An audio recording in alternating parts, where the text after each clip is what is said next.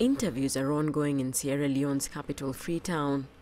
It's the beginning of the new school year, months after pupils were sent home following an Ebola outbreak in the country. Schools are scheduled to reopen on March the 30th. Many parents remain apprehensive about having their children returning to school.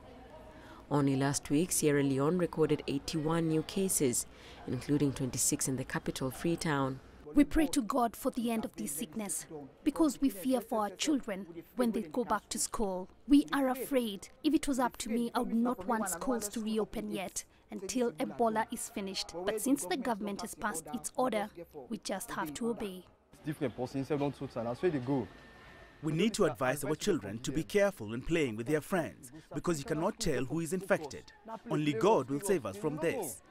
Nobody is perfect. According to the World Health Organization, some communities are still resisting bringing infected family members to treatment centers.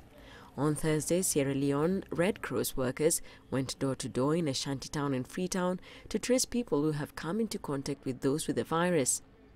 They advise people on how to avoid catching the virus and closely monitor quarantined families. Back at the schools, and teachers will be trained to use thermometers to take the temperature of pupils. The schools will also be provided with disinfecting materials.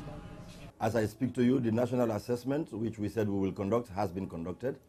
The infrared thermometers have started arriving. Yesterday, I received the first consignment of about 32,000 thermometers, which would be transported to Freetown for eventual distribution to all of our schools countrywide.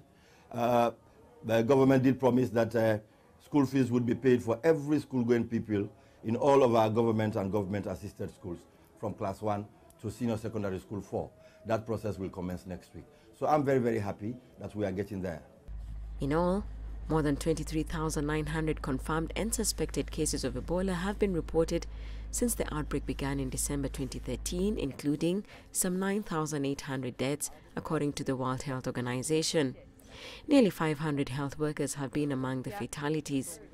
The reopening of schools is another sign the tide may be relatively turning against the outbreak, the worst on record, as infections and the spread of the virus is gradually brought under control.